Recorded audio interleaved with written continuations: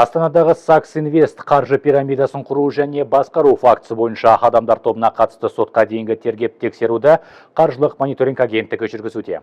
Компания өзін инвестициялық қор ретінде таныстырған, бірақ уәде етілген дивидендтер қатысушыларға жаңа салымшылардан қаражат тарту арқылы ғана төленген. Азаматтарға брокерлік қызмет көрсету, бағалы қағаздар нарығындағы сауда және Ангола республикасындағы алмас өндіру жобасына инвестициялау бойынша қызметтерді орындауға сендіре отырып, қаражаттарын сенімгерлік басқаруға беру ұсынылған. Сакс Инвест ресми сайтында тіркелу және жеке кабинетке кіру үшін жоба клиентінен сілтеме алу қажет, яғни жобаға кіру шақыру сілтеме арқылы ғана жүзеге асырылған. Бонустар жаңа салымшылар тартылған жағдайда өскен, оларды кейіннен компания жүйесі ішінде басқа тұлғаға аудару арқылы қолма-қол ақшаға айналдыруға болатынын айтқан.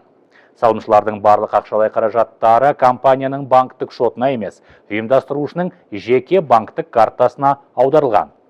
2018 жылғы қаңтардан бастап 2022 жылға дейінгі кезеңде компаниядағы ақша айналымы 18 миллион ақш доллары немесе 9 миллиардқа жуық теңгеге жетіп, 3000-нан астам салымшыны құраған. Сакс Инвест қаржы пирамидасын ұйымдастырушылардың бірі ұсталып, уақытша ұстау изоляторына қамалды.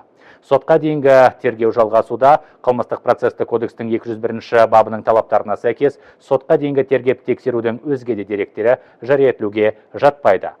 Жыл басынан бері қаржы пирамидаларының қызметін ұйымдастырған үшін және жарнамалаған үшін 35 адам мүлкі тәркіленіп, 2 жылдан 6 жылға дейінгі мерзімге сотталды. Егер сіз және сіздің жақындарыңыз аталған қаржы пирамидасының қызметіне тап болса, тұрғылықты жеріңіз бойынша экономикалық тергеп тексеру департаментіне хабарласуыңызды сұраймыз. Азаматтарды қырағы болуға және өз жинақтарын күмәнді қаржы ұйымдарына салмауға шақырамыз.